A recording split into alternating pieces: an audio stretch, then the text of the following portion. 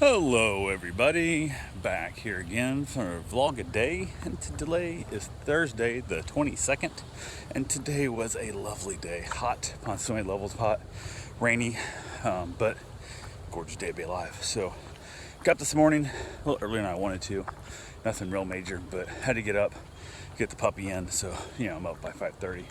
Got him in the house, was able to basically keep them quiet-ish as best I could. Got him outside, got him playing and stuff. Karen got up, got a few things taken care of around the house, nothing real major. Went ahead, spent some time outside with them. Once they're up and able to make some noise, I got them all outside, got them all playing. Then I had to head up to take my father-in-law to the doctor. So as I left the house, I had enough time, had that weird time frame of it's I don't know, it's that where he's right by the place, but it's still 15 minutes or so from his house to there. And if you hit traffic or you hit construction and stuff, you don't know what it is. And he is not a person who is considerate about other people's time. So he never wants to be at the doctor's office, early, because God forbid he'd wait there for a few minutes. But we've been to many appointments late. When I ask him what time I pick you up, and he tells me, and I'm there like 5 minutes early, and we're still 8 minutes late to his appointment. So I've stopped asking what time I was going to pick him up, because even though it's not my appointment, I know push the doctor's back, more likely to put somebody ahead of him, which then delays this and everything else as well. So went ahead, I gave myself enough time. I thought, well, I'll run by, maybe grab a breakfast biscuit from Wendy's or something along those lines. And then as I was leaving, the dogs decided they wanted to be a little bit in the butt, and it took a little longer to get them put away and get them back inside and get everything ready to go like it was. And so that kind of sucked there. And I had that weird time, but Wendy's wasn't that good at breakfast. I thought, well, there's a Hardee's way up here in Port Orange. I was by Hardee's, but I started looking at the map. I'm like, well, that's another 15-minute drive if I go that way. And I'm like, stop at Hardee's. I'm like, God, it's in that weird time frame. So out of hell with it. So I said piss on it and just drank my chocolate milk instead of going by and get myself a breakfast sandwich, which was going to be kind of my reward for putting up with him and going to pick him up and all that fun stuff. But went ahead and said, heck with it. Headed up. Basically, got there a little bit early, and I thought, well, I got enough time. I'm going to make sure. Stop by the little park there, little kayak launch area. So I'd take a look at it, kind of see what it looks like, but mostly give the dog a chance to get out and go to the bathroom, let him pee and everything else, because who knows, how long it's going to be. So, but as I left the house here, I always text my father-in-law to let him know that I'm on my way, make sure he's awake, make sure he's up, make sure he's ready to go, because if not, he's got 45 minutes then to do that. No response. So I texted him again, no response.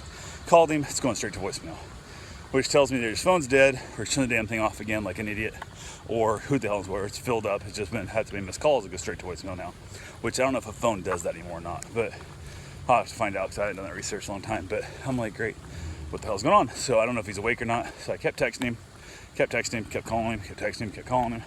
Nothing. I finally get there, basically walk in with the thought of knowing 100% that if he's not up, he's not ready, I was going to leave his ass. He can pay for Uber, he can whatever. I just gave up an hour and a half of my life to come up here and take a man to the doctor who doesn't have the common courtesy to be awake, and ready. So I was like, in that thought of this where we're at. Walk in, he's awake, he's up. I'm like, what kind of, he's like, did you not think to I don't know, check your phone and stuff? Is your phone off? And he's like, well, I don't think so. And I'm like, well, I've been calling and texting you. He goes straight to voicemail and none of the texts go through. They're, not being received, you're not responding back. He goes, oh, he goes in check. I said, what the hell? So he starts heading out to the truck. I went to the garage because that's the remote for the garage door opener. And I get there and stuff. He's like walking out the truck, slow as hell, trying to figure out his phone as he's walking. I'm like, just get in the truck, figure it out on the way. What the hell? I said, are you on airplane mode again? No, I don't think so. Find out. No, he's on airplane mode again. Apparently his buddy called him, told him his phone was acting up. His buddy told him his phone was acting up, and that his phone was probably on airplane mode again, and he should go into his settings and fix that. While he's on the phone, his buddy's telling him this. I said, if your phone's on airplane mode, it can't talk to him on it. So that's horseshit. Stay out of the settings. So I was back and forth. I'm like, why are you going to settings? So if this ever happens again, we're going to demand you get a landline. You got to pay like the $50 a month, whatever, because I don't give a shit. I'm tired of this. You need to be able to reach you, and this is ridiculous. And we're going to be putting a home, because this is not cool.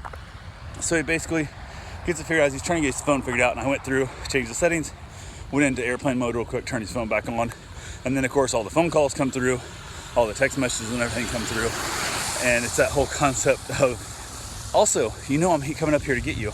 I've never, in all the times I've ever been anywhere with you for anything, in all these years I kind of pick you up for anything, I always text or call ahead. Yes? Yeah. I said, why do you think that was kind of odd? He goes, oh, my phone was charging, I wasn't thinking about it. Like, what the fuck? So, got him to the doctor's office, basically parked. I said, he said, it's over in this building here.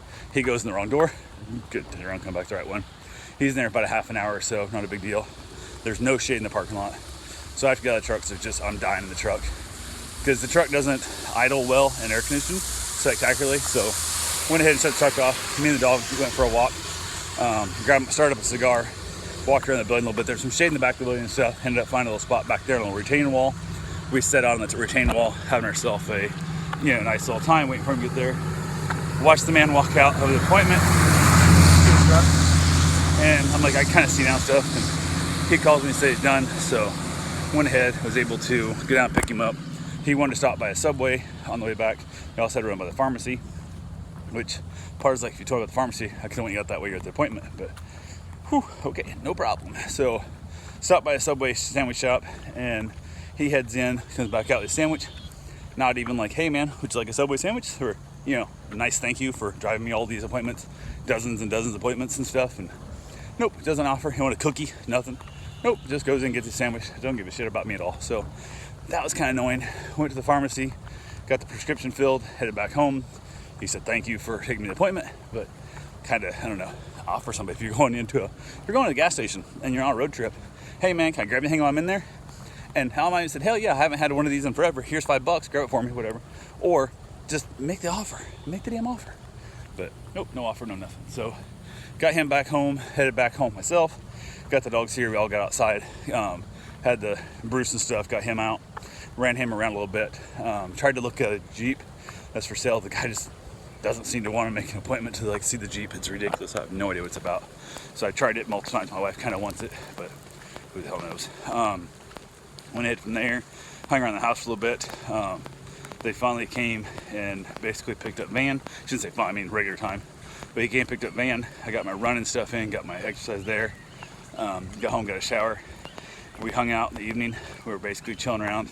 I had the people dropping off a couple Huskies, and basically one's hyper and one's terrified of everything. So this ought to be fun. And went ahead, and I don't know what I was thinking. I swear when they got here, I moved them to the back room.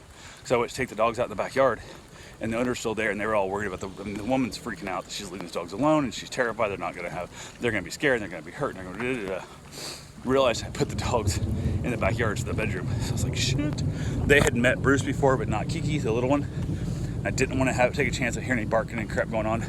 Had that weird thought, well, if I turn around and run back into the bedroom, the owner's going to be like, oh my God. I just want them out of the sight as people leaving, especially if I open up, head back in the house, and they're got the door open kind of thing. So said to hell with it, went ahead and just chucked them outside, and they ran out there. Not a sound, not a bark, nothing was made.